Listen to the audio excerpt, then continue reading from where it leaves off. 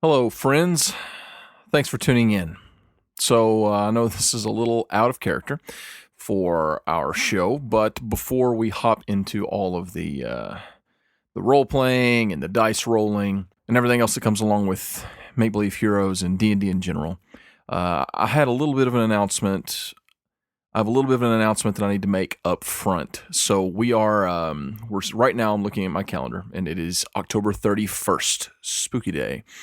And we're looking at episode 15 of season 3. I hope that you've enjoyed the season so far. We have had a lot of fun playing it. The season is very different for us, just in a lot of ways. As I'm sure you can tell at this point, having a party that's sort of split down the middle, at odds with each other, and it's just a lot going on in this season. We're really enjoying it, and I hope that it's resonating with fans too. And I also hope that you're enjoying being back with one of our season 1 characters, even if he is in a bit of a different place than he was on their original trek to #save the tree. But anyhow, to get right to the point, this episode has a few things going on. For one, it's a few minutes in before we actually get to the gameplay, because we have some really cool things to show you, some awesome fan art music that was created by one of our listeners, and some other things. So please listen through the first 7 or 8 minutes. Don't skip ahead. I know that maybe some people do, and that's fine if you skip ahead to the game proper. I get that. I've been there. But trust me, there's some really cool stuff in there I think you'll enjoy. So give that a chance. And that's the good news, along with the fact that this episode is crazy. Hopefully you'll enjoy it. The quote-unquote bad news is this. We're actually going to be taking a short break. Don't worry, MBH isn't going anywhere. We're hard at work on making the show. That being said, we're approaching the Christmas season, and we usually take a week or two off right around Christmas, but with Jeremy having just become a father for the first time ever, his son is born. So if you haven't given him a congratulatory message or anything, or a shout out on Twitter, or in our emails, letters@makebelieveheroes.com, or on the Discord, go do that. I'm sure that he'll appreciate that. We're all really excited for him. But with that going on, a lot of things going on in my own life, between working, sort of increased hours, some sickness that I've been dealing with, and other things, we have struggled to stay up to par on our schedule. And I don't want to rush anything out. I don't want to slop anything together. I want to create the best show that I know that our fans and listeners deserve. And I think that's what you guys want too. I know you don't want to go a few weeks without any episodes, but after episode 16, we're going to be taking a break until the new year. Our plan is to launch the first or second week of January, just depending on a few things, such as being able to get edits done, getting episodes recorded, things like that. I do want to specifically say, as far as our Patreon content goes, that stuff is still going to be coming out. We're still doing MBH Plays. We just released our Halloween special today. If you're not a patron and you're interested in that, and you want to try it out for a month, here in a few weeks we'll have the second part of that as well. It's really creepy and cool if you're looking for something awesome and Halloween themed, even though I know today's technically a few days after Halloween now for most of you. You can check that out, patreon.com/makebelieveheroes. But the fact is, we're going to keep things going for our patrons. We'll keep those MBH Plays episodes coming out, keep Monami Unwrapped coming out. We're even going to try to get a couple of extra things out for patrons, just because we know that you guys are giving us your money, and we don't want you to feel cheated or anything like that. And since we're not going to be able to do early releases during that time, we want to make it up to you. I don't want to drone on. I just want to say that I'm very thankful for our fans. I'm very thankful for all of you that tune in every week, that listen, that reach out to us on Twitter or through email or on the Discord through Patreon. It's humbling, and I struggle sometimes when I see people online saying things like, this is the best D&D podcast out there, because it's just hard to believe that you would look at our show that way. We work really hard to make it what it is, and we want to keep living up to that standard. And I hope that you all will understand as we're going into this holiday season. We need some time to not only get the show where we want it to be in terms of production values and being able to record and have that buffer that we need to make sure we don't fall behind, but also to spend some time with our families, Jeremy with his new son, myself with my daughter, who is now 2, with Christmas coming up, and work and everything. We just need a short break so that we can make sure that, number one, we're giving you all what you deserve, and number two, we're keeping our sanity. So thank you all so much for understanding. We really appreciate all that you all do to help us. We're so grateful. Personally, as we're about to come into the Thanksgiving season, one thing I'm very thankful for is our listeners. You all make me feel so proud and also so humble every time that you reach out, and I'm just very thankful. So I hope that you understand. You won't be too disappointed. I promise we'll be right back, picking things up where we left off in season 3. I think in a really cool spot. I think there's a nice little natural break there. So please be looking forward to that. And you've got this episode, one more episode next week, and then our short break. Thank you for listening, and let's get right on with the show. This is a podcast where we play Dungeons and Dragons with each other. With one another. Together. I'm so proud. Even me? Yes. Even Alan. Even I. you, Alan. And Mason. Oh, I don't know him.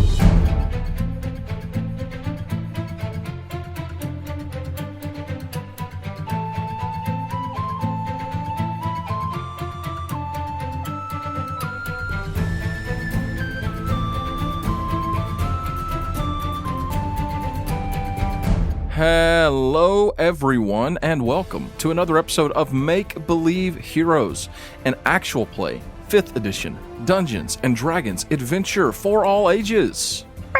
Jazz hands. except I really wanted to. 37. If you're 37, you if- cannot if listen you- to this. Specifically, if you're 37 years old, turn it off. Just Good. think of the people Hey, listening hey, right hey, now that hey, are 37. You. Turn it off. My dad is 37. That's not nice. When you turn 38, you can turn it back Your on. dad's not 37. Oh, he turns 43 tomorrow. Okay. I'm Anyway. telling. Happy birthday tomorrow. People don't believe that I'm 36. You're not. I'm not. That's why they don't believe it. So I'm Paul. I'm your dungeon master, your friend, and I'm joined by 5 players tonight. Would you like to introduce yourselves? Hey guys. Hey, guys. It's Jeremy. Hey. And I play Saul. Saul. I'm Jeffrey, and I play Sir Vance off the wall. I'm Char, and I play Alan. Wait, There no. it was. Other way around. That one. I'm Felicia, and I play Misk. Iso. And I'm Mason. And I play Miles. Miles Maywood, the halfling Hotfoot. Who's going to die in this episode? We have some things to take care of, but before we do, we have some other things to take care of, such as a shout out. Shout out. Shout out to one Alan. of our friends and pals. Shout out to Alan. to Alan. Alan, thanks Boone. for being a It's part of me. this show. Alan, Thank you for being a friend. Yes, Bye. shout out to Alan. But not only to Alan, but also to one of our awesome patrons who has gone to patreon.com/makebelieveheroes and supported us. He is taking part in some awesome rewards like early release or Monomi Unwrapped or our live Q&As or our Discord, lots of things. We have lots of things to offer. You should check it out. But this patron is near and dear to our heart. His name, Sam Sharples. Woo! Go Sam. The same Yeah. Sam that created the 80s cover of our intro that we used Oh, for wow. our Q&As. That was the I best. love that. Yes, Sam. Sambo. He is awesome. He's helped me out with some audio questions here and there because he does that stuff professionally. And Sam, thank you so much for listening to the show, for being a patron. You are the wind beneath our wings. You are the man, Sam. Yes. Sambo. Ah, shining star. What's happening? I love it. I think that's a love song. I don't know. I think you just melded 2 songs. I'm not sure. I love it, though. Or maybe it's just I don't one know I either. don't know. Maybe it's one I don't know. Shout outs can from now on, we just sing random lines to you. Anyway, shout out to Sam. You rock. So we have one more thing we need to do before we play Dungeons and Dragons. Yosemite Sam. Sharples. Quick little insert right here. First of all, I want to give a shout out to Battle Bards for being our sponsor now for so long, letting us use their awesome stuff. Go to battlebards.com, use the code MBH Podcast to partake in 15% off of a Battle Bards Prime subscription where you can try out their sound effects,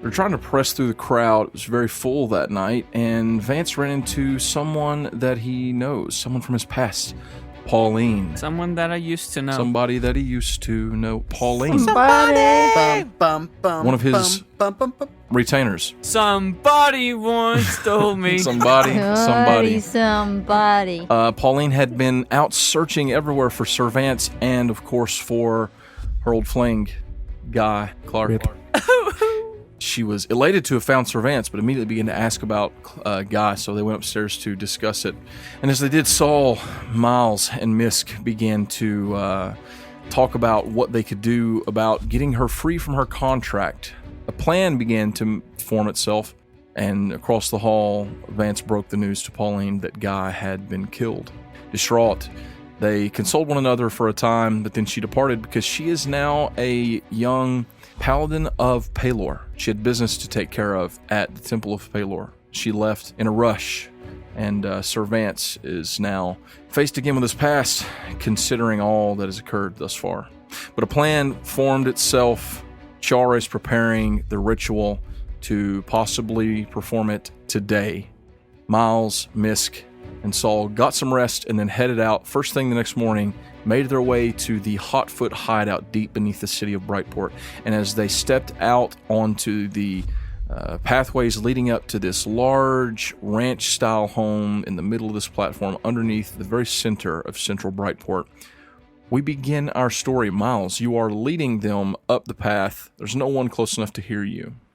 As we walk, we get closer and closer, and I'm like, look, guys, you only get to go in here under special circumstances. You two, you're both interns. This is your story.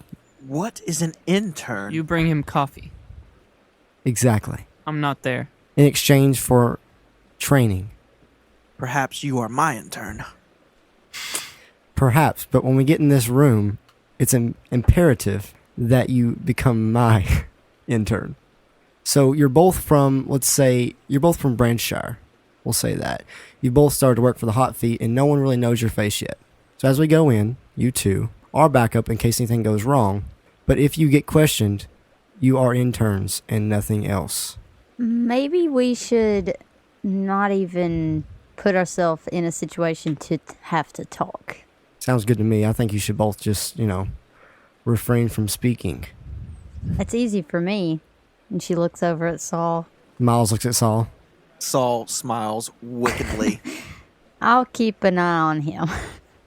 Ain't that right? And she puts her hand over, like, her arm over his shoulders, I Saul's? guess. And, yeah, because we're halflings. Yeah, but you go to do that, and it's weird because you're still you. You're still the exact same height that you are. The disguise is just an illusion. Oh. And so you put your hand on him, and you're very disconcerted because it's like you can feel it up here, but you see down there. Whoa. Okay, that's weird. I'm never doing that again. Wow. Okay, let's go. This is weird. Lead the way, Miles. He looks over at Saul and he's like, you think you could just walk on for a second? Just give me and Misk a second. They need to make out. Really? You need a goodbye kiss? And he walks on. We did that in the room. Oh, my God. Leave it in. Leave it in. No. Anyways. Does Saul walk on? Yes. Yeah, he walks ahead a little bit. So Miles turns to Misk and he says, so I go in here and I sign this contract and make the changes, make the amendment that you'll be free. Yeah. But at the same time, it'll be my name, which is on the contract. Yeah. And we both know that the Shiv is looking for you. And while if we come in here and, get away unscathed and nothing goes wrong, before too long, the Shiv's going to wonder, what has happened to that contract? So, Miss, just know that I truly believe that you're going to do more good in this world than I ever will. You know who I am. You know what I've done. You know my past. And you know who I work for.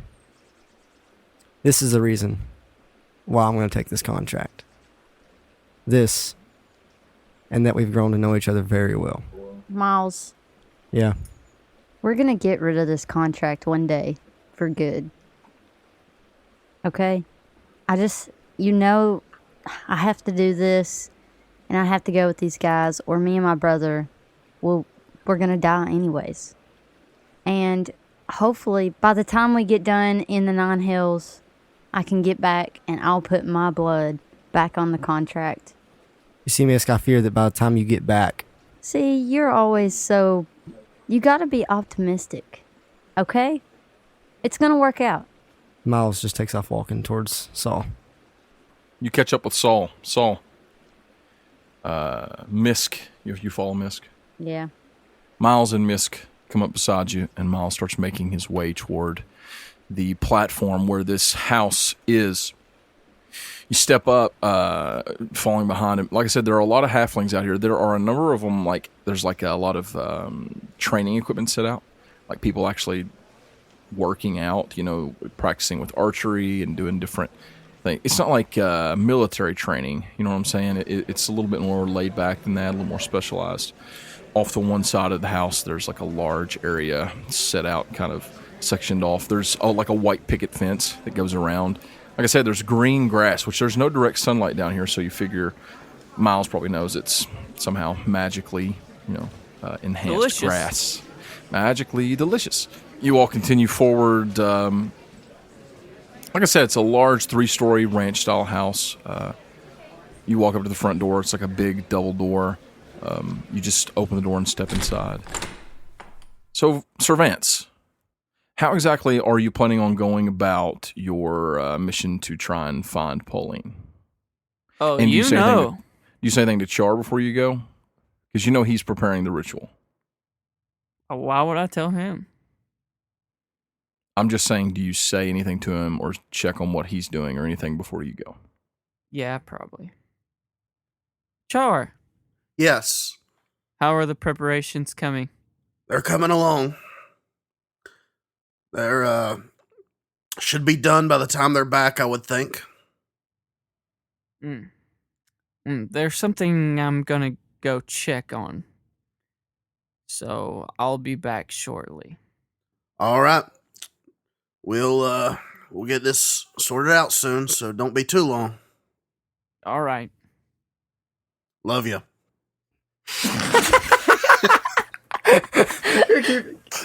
Can we keep that, Wow. please? Wow. Love you. Okay. So, Vance, you head out. Do you go downstairs and ask anyone for directions to the temple? What do you do?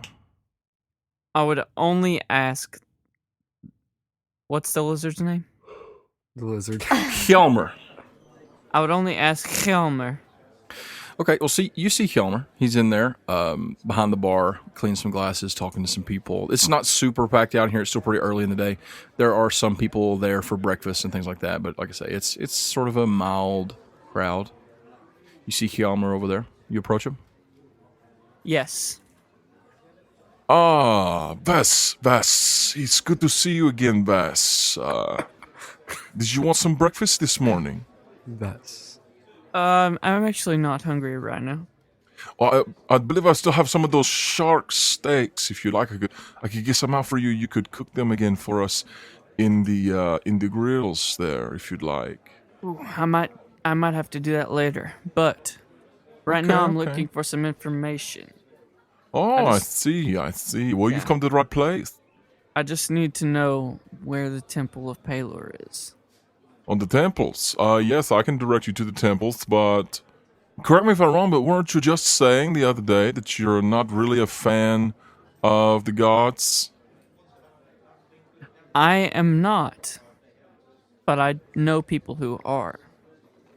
I see. Well, it's over toward if you go toward the east side of Central Brideport, you'll find the Temple of Palor up there. It's hard to miss. It's not far from the library. Oh, okay. So you know where that's at? You been over that way?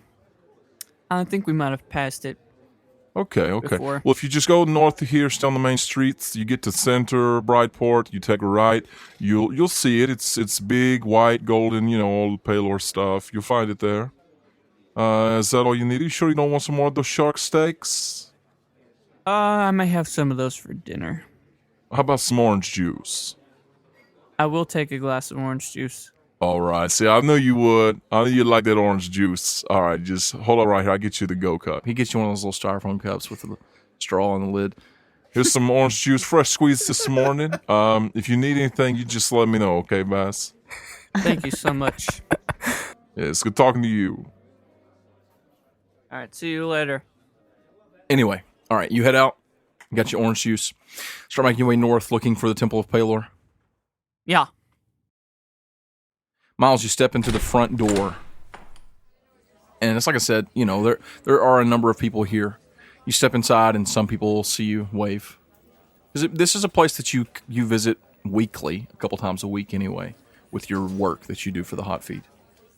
There is a sort of a desk inside, not far, and there is a halfling woman sitting there. She's got blonde, curly hair and glasses. She looks up when you walk in. She says, "Oh, hey, Miles. How are you?" I'm doing good, Betsy. How about you? "Oh, hey, I'm doing real well. I didn't know you were supposed to be here today. You have an appointment with the Shiv?"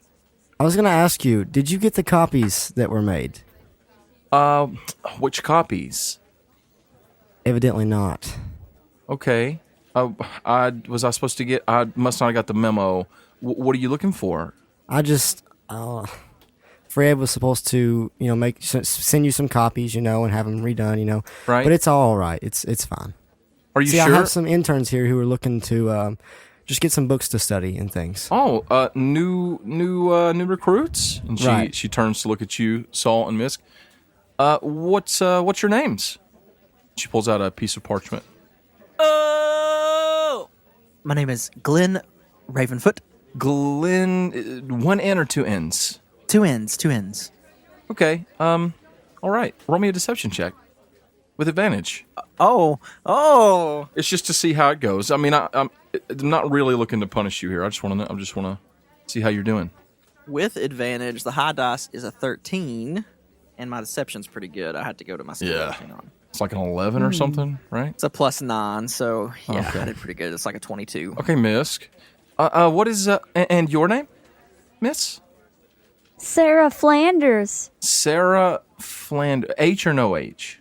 H. Okay, Sarah with an H. Flanders. All right.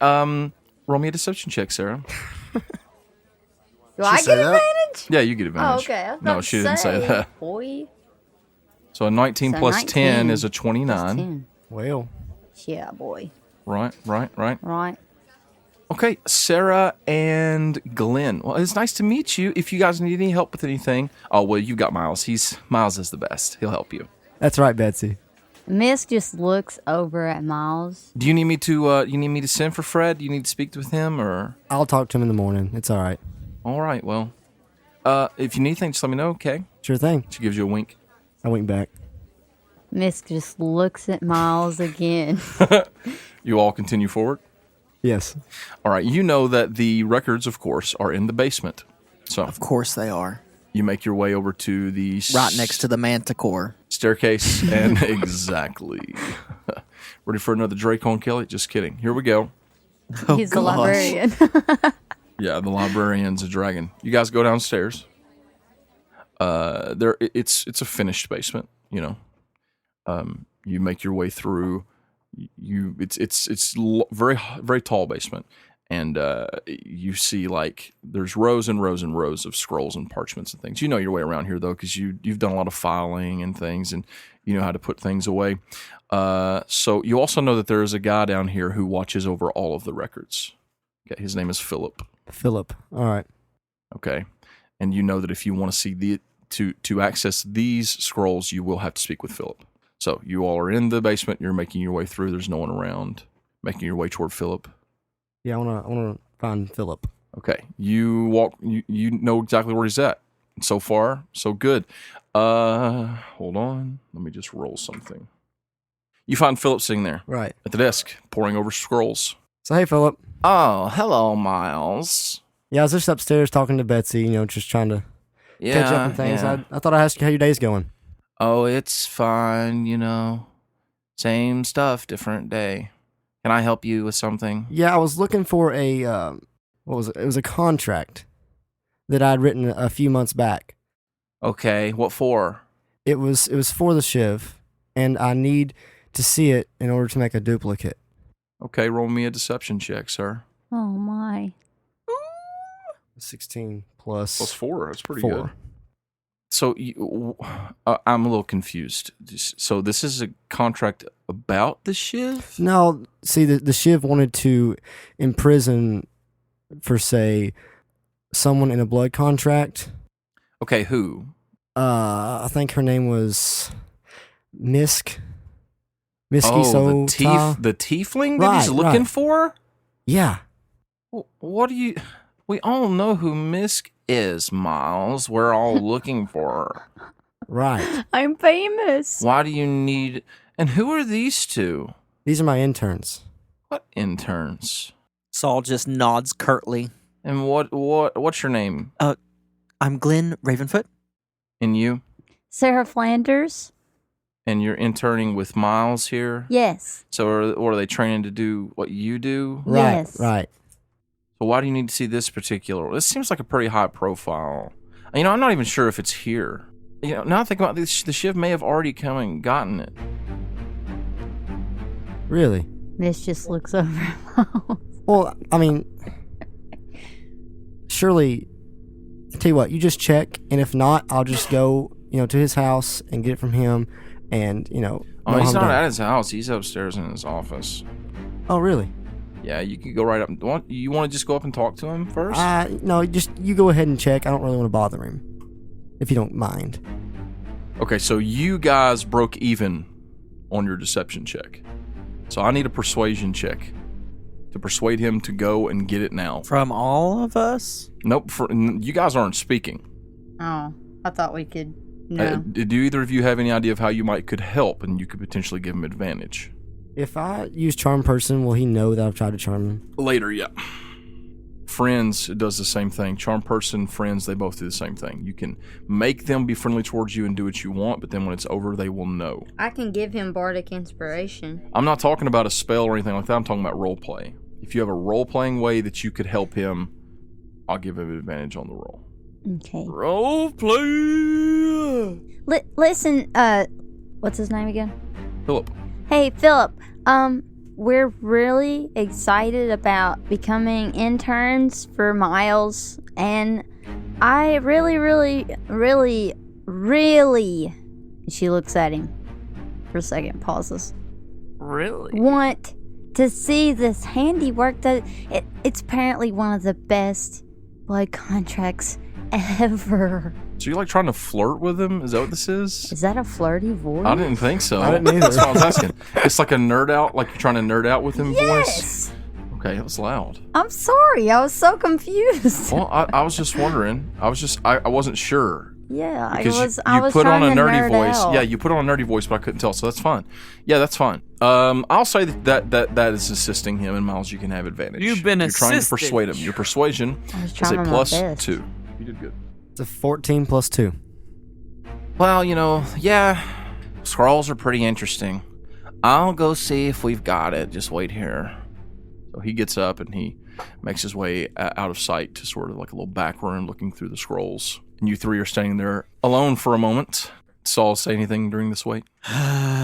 He probably scans the room 3 or 4 times. Yeah, you see people kind of coming to and fro, but no one real close to you. Well, Miles, so far I've not caught any signals that you've given off.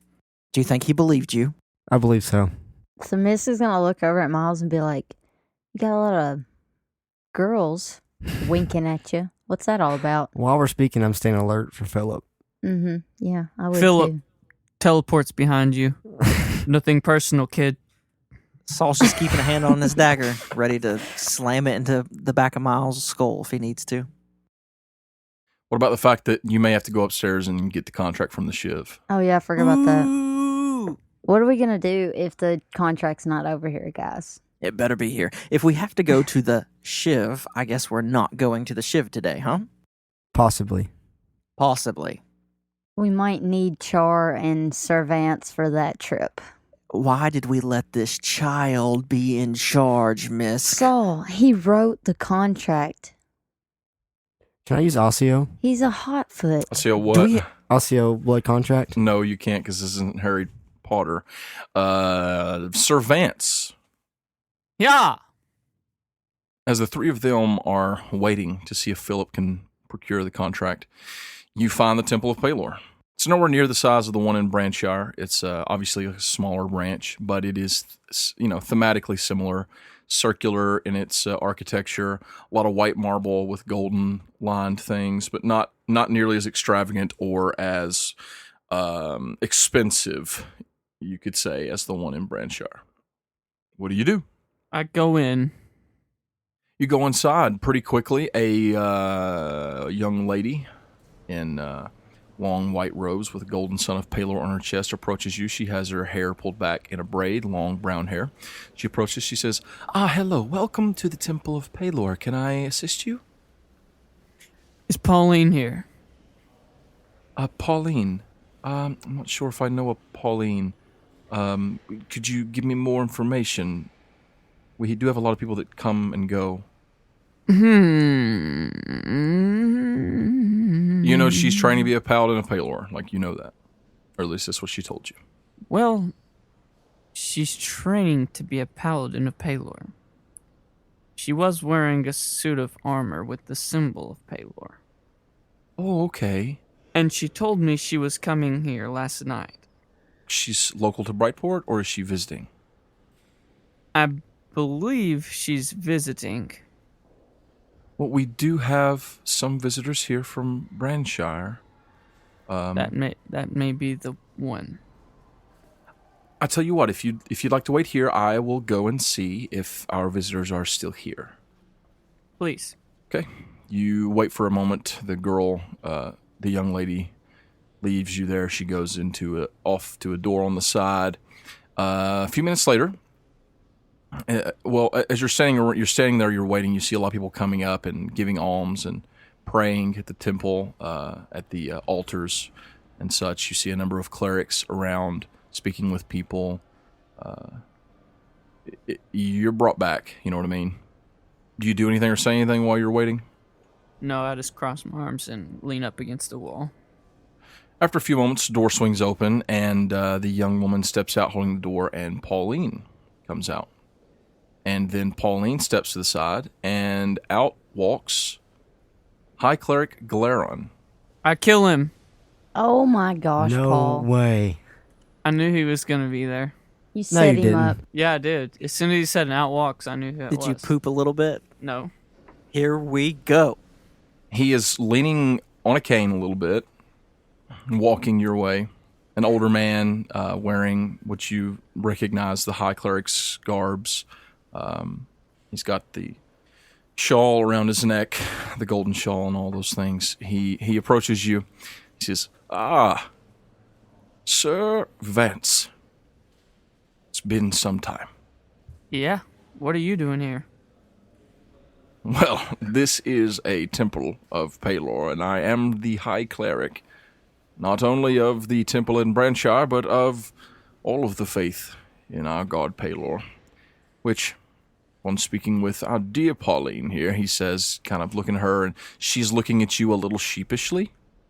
After speaking with Pauline for some time, it would seem that you have denounced our god Palor.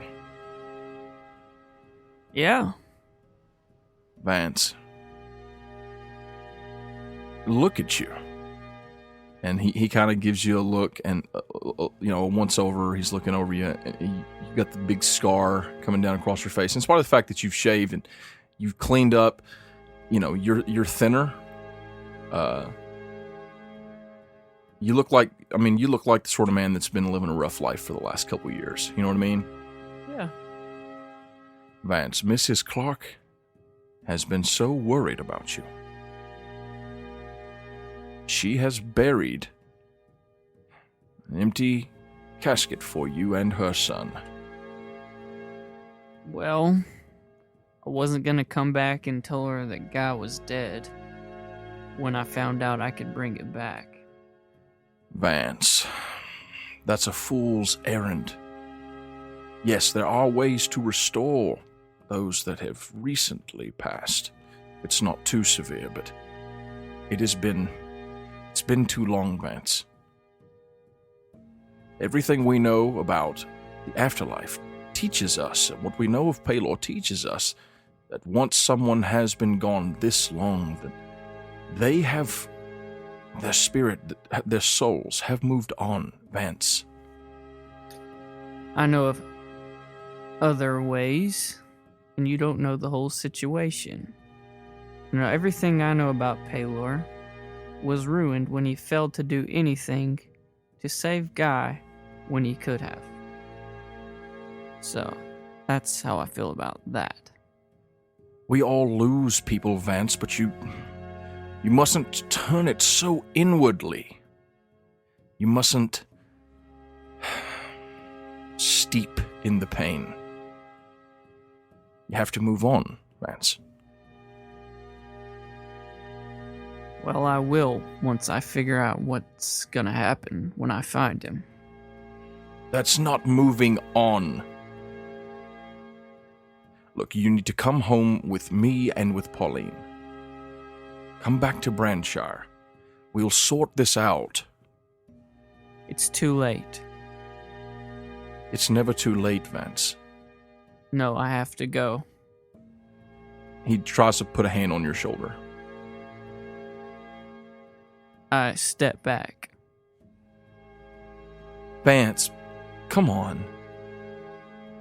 Listen, I know that I can only imagine how hard it's been for you, but come on. Won't you come back with us? I'll come back once I'm finished. I'm going to the hills. And when I say that, maybe the red eye flashes. Faintly. You hear a voice faintly in your head, too. Yes. The hells. Leave this place, Vance. Leave. Pauline, I came to get you. If you're not going, then goodbye. And then I walk out. She makes like she's going to follow after you, but Glaren holds up a hand and stops her, and she stops. She watches you leave. Wow. She watches him leave? Char, you're getting stuff ready, right? Preparing the ritual. Yes. Yeah, so I get my vial, looks just like this. And it's full of I don't know, unicorn blood or something. And I drink it because it's just like my snack. It's not part of the ritual. And I'm just Ew. Yes. Gross. I'm carving things, and I'm sprinkling things, and I'm moving things and rearranging them and chalking things down on the chalk place. Okay. So you have a scroll with, you have two scrolls. One is the ritual, right? It's ancient. It has been magically, what's the word I'm looking for? Preserved, but it's ancient. Like the paper and the ink, you're not sure that this isn't written completely in blood anyway. I taste it to check. It tastes like paper, really old paper. Yum. And then you have parchment that is written to you with instructions. It sort of came with the letter, if you will, that you received from your mutual friend. Who's that? It's from your mutual friend, the one that introduced you in Vance, that has set you on this path. Oh, Paul. And he gave you instructions and a few warnings about this ritual. Okay, so I do the ritual. You've read over it. You're getting everything ready, and you've almost got it prepared. You just need one Sutsaurus. So Philip returns to his desk. Is he our mutual friend? No. He is holding in his hand a scroll. Oh ho. Yeah, I found it. I was wrong. I don't know what I was thinking about the Shiv coming. He hasn't come and gotten this one. This is the one. It says here you wrote this, right? Right. I mean, I know you wrote a lot of these, but A lot. yeah. So why do you need it again? Just making a copy, just teaching these youngins how to. Yeah, but wouldn't it be better to use like a less important? I want to learn the best ever. Okay. Well, Look, me and you both know you can't mess this thing up. It's literally in blood. So right, yeah. It's impenetrable. I mean, you've already persuaded me. It's fine. I mean, the shiv should be here any minute. Saul's biting his tongue Anyway, so hard. he should be. I think he was supposed to come by. Yeah, what time? Oh boy. I don't know. You know how he is. He just sort of comes and goes as he wants. But Right. I'll let him know you got it just in case he needs to see it or anything. Out of character. Do we know of any like other exits beside the stairwell? To the basement? No, Out of the basement. not out of the basement. Doesn't he need to put it back? I thought the plan was to get it, fix it, put it back. Yeah, but you can't fix it right here in front of the guy. True, but I'm saying. You guys want to use like some of the tables and stuff back here to show him? Actually, first, I really need to go use the restroom. Oh, yeah, I get it. I said IBS acting up again. Not in front of these guys. Oh, sorry. Anyway, I got some work to do. I'll talk to you later. All right, talk to you later. All right, see ya. And so I head for the restroom Okay. and expect them to follow. Do you guys follow him to the It's restroom? not irritable bowel syndrome, just so you know. And Miss just like shakes her head. Okay. She follows. All right, you But guys. if you go in the boys' bathroom, she ain't going. There is a restroom. I mean, there's just one restroom down here. There's not like a men's and a women's. It's just Ain't it one like restroom. not a porta potty? Outhouse? Yes. No. It's like a functioning toilet in Monumi. magic. What use is magic if you can't get rid of your waste? You know That's what I'm right. saying? Oh, okay. But actually, this is built literally down inside of a giant sewer system. Monumi, Even better. bleh. Brightport's like the only city in the world. Unwrapped. Yeah, exactly. Functioning toilets. The toilets of Monumi. Okay. Yeah, that's Misk's next song. Toilets of Monumi. So you go into the bathroom. Right. Into the bathroom? So go in and close the door. You all go into the We all bathroom. read it. Straight up. Straight up. You lock the usher door. them We're in. crazy. They lock the door. They Saul- come out of the bathroom and Shiv comes out and you're like, oh, we were just, Saul draws a dagger. No, I mean, if we're all going to the bathroom, we're all going to the bathroom, and Saul just draws a dagger and Okay. stands by the door. All right, you're all in the bathroom. It's kind of cramped in here. I mean, it's not tiny, but it's not spacious, right? Miles? So Miles takes his scroll and, unfolds it, rolls it out on the floor, and says, "Hey, Saul, can I borrow that dagger?" Nope. He gives him a plain dagger. Yeah. A dagger. He Whatever. gives you a dagger, but not that one. Right. Anyway, so Miles takes the dagger and slowly runs it across the palm of his hand. Yeah, slowly. Can I stop him right before he does it? Here, go ahead. So I grab his wrist with the dagger in it. Mm-hmm. Thank you, Miles. I don't know of anyone in my whole life that's ever done this much for me. So thank you. And she kisses him on the cheek and lets him go and walks away. So Miles just sits there and was concentrated before, but now sits there with his hand just shaking. Do you need help? No, and he shakes it off and he proceeds. And so he pulls it across his hand. Okay. You have the blood. I have the blood. So Miles gets down with one of his quills. Mm-hmm. And does his handiwork. He starts, writing things in and is marking things out, and finally at the very end, he just takes one big stripe across Misk's name and then signs it in his own. Make me an Arcana check. Oh, no. A 9 + 6. A 15? A 15. At first, you don't notice anything. Misk, you start to hear a ringing in your ears. Ugh. It starts off low. Oh no. Am I supposed to hear this ringing in my ear? It starts to get louder. Misk, what's wrong? It's ringing louder. Whatever you do, don't scream. So Misk puts her hand over her mouth Mm-hmm. It's getting unbearably loud. and she falls to the floor. Miles, what are you doing? She's down on the floor. And she's screaming into her hand, but it's muffled. What is happening, Miles? Miles just stands there bewildered. He goes over to her and just starts, just seeing what's wrong. He knows what's wrong. He knows that the ringing in her ears. He knows that he doesn't have it yet, for whatever reason. Misk, it comes to a point. It feels like your brain's going to explode. It feels like your ears are starting. Like you guys can see blood trickling down her ears. Saul grabs him by the hair of the head and sticks his dagger on his throat. What is happening, Miles? Look, Saul, I don't have a clue. Ah! Miles, suddenly it feels like something is exploding between your ears. I muffle his screams in the crook of my arm as best I can. Roll me a d20. A 16. Okay, you managed to stay awake. Misk, the pain in your head instantly stops. And you see on the floor a contract, and you see the name Miles Maywood glow red.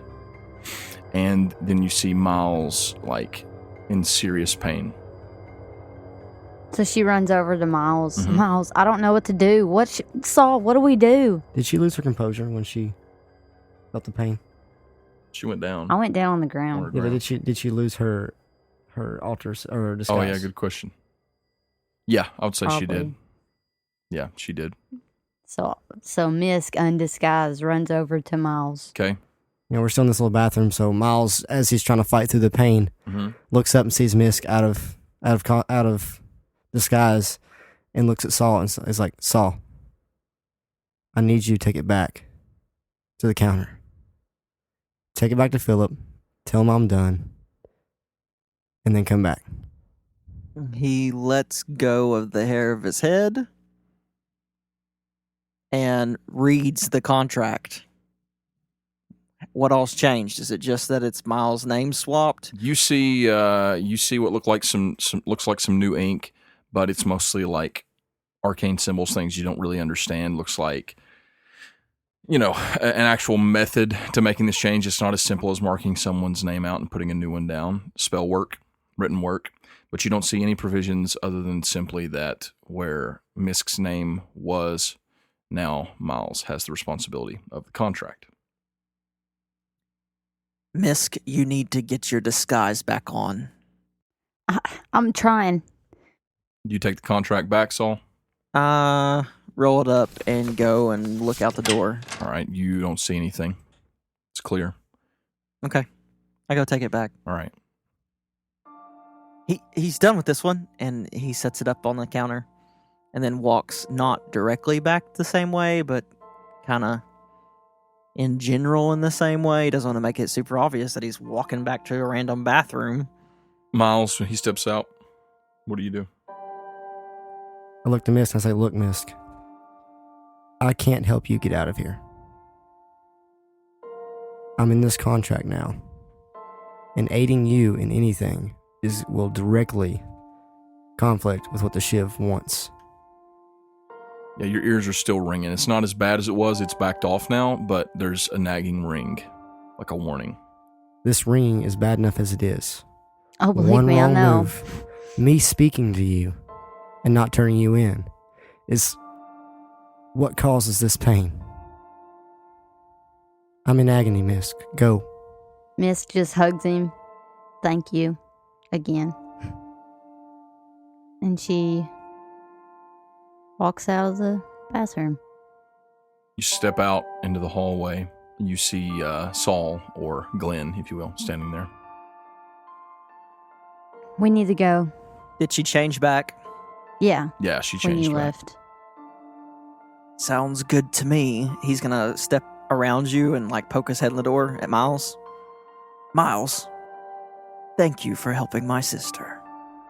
And he's gonna take a cigar out of his vest and light it and hand it to him. Thank you, Setsaris. You can call me Saul. Thank you, Saul. Wow. And he closes the door and leaves.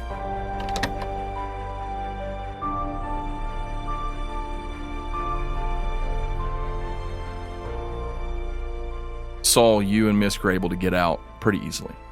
You just walk out. By the time you get about halfway down the tunnel, Saul, your spell runs dry. You turn back into the red tiefling. You need to re-up what you do. Yeah, he goes ahead and He's gonna be the same halfling he was when he came in. All right, you go back to it.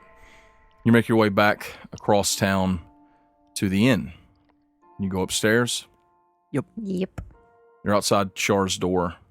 You hear Vance and Char inside. Well, Misk, it seems like you're free. Yeah. How I don't think we can convince either of those two in there to trade places at any point. But I think we need to know what they want from the Hells. If it's just that we get them there and get them back and contract, fine. I mean, if we can get them there and get them out, however it happens. But time's different in the Hells. I don't know if I go there, I'll have time to do what I need to do. Yeah. Paylor sent me to Fallen Grove. It may be better. Well, I guess they need both of us to get to the Hells. This blood contract is frustrating.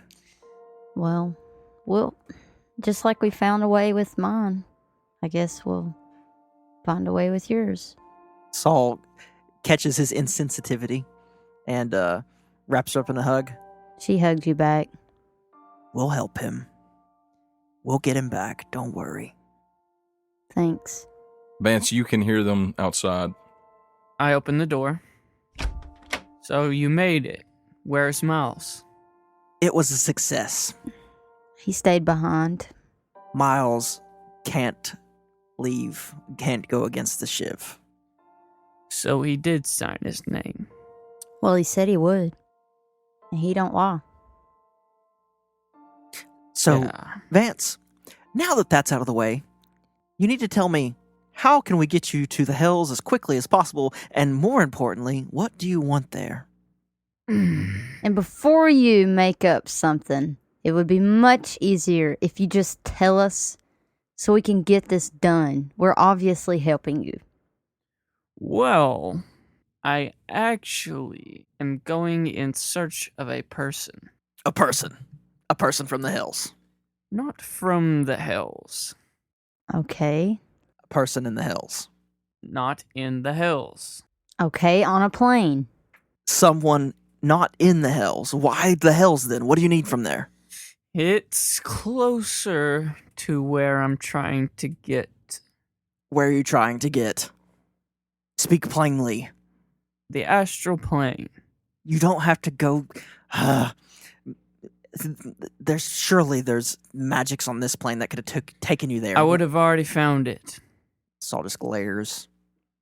Yes, through the Hells, perhaps. Yes, you could reach the astral plane. Yes. Thank you. So, Char, did you finish the ritual? Well, I need you guys for that. True. I was just making sure you were actually working on the ritual. So we're going back to the Hells, literally going through the Hells in this very this inn room. Yes. There is a large circle drawn on the floor with a number of strange symbols that Misk, you and Saul are actually kind of familiar with. You can't discern what they mean just because you've been separated from the Hells so long. But there are a lot of there's a lot of words written infernal, a lot of things like that on the ground and on the walls. This whole room has been just transformed into a ritual ground. There are a number of bowls set up burning incense and certain components, and the ritual is set in motion because this is the sort of thing that takes a long time to get going, and it's ready. You have a time limit. I recognize this sigil, Char. I know what you're doing, but what circle of hell do you think you're going to land us in? The one you're from. They don't even know what's in the Hells, Saul. You're going to the 6th circle. We don't even know if Cerastus is Lord there or not. We don't know if you drop us in there with you that his demons don't come and take us immediately. I draw my sword and say, "Open the Hells." This is a mistake. Fine. What do you want us to do, Char? Where do you want me to stand? I'm ready. Saw lots of cigar and hey, Misk. Yeah. You want one before we go home? I definitely want one. I really, I haven't seen Father in a long time. Saul reaches over and takes Misk's hand. Sorry, no touching. Don't touch her. Well, maybe he does, and then he lets go real quick. Yeah, that's fine. Okay, There's a smaller circle in the center for Saul to stand in. Saul, you get there. We're gonna circle around you. He stands in it smoking with his arms crossed. Well, I guess I'll see you in hell. Or not. Char cracks just a half smile. I suppose you shall at that. I'm here, brother. Don't trust anyone. So I have that ceremonial dagger. I'll walk up. I'll look Saul in the eyes and say, see you in hell. Stab him in the chest. What? Saul! Saul laughs and shrieks. You stab him right in the chest. You bury a knife in his chest. To the hilt. Saul, you look down and you see this knife buried in your chest to the hilt. Then the room goes weird. You all hear a sound like a deep humming. And now you realize that you've been hearing this sound ever since you stepped into the room. But now it's cacophonous. It's deafening. You hear a crack like thunder. The moment that Misk screams your name, Saul, this lightning just strikes down and connects with the hilt of the dagger in your chest. Char, what are you doing to him? What's gotta be done? In that moment, Saul, you're illuminated in a piercing white light that's outlined in both black and red. The room spins, spiraling down like a drain, and suddenly you all feel very, very heavy, as if you're being dragged downward. And that's when you realize you're being pulled very far downward. Everything outside of the circle has gone pitch black, utter darkness. Saul, you feel the room spinning, the lightning burning your chest.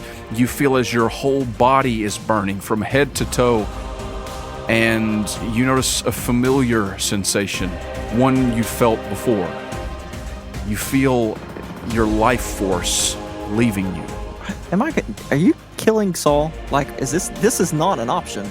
As Saul screams, the lightning surging through the knife in his chest, his scream abruptly cuts off. And so does the light. You all fall to the floor in a very dark, hot room. And Saul is gone.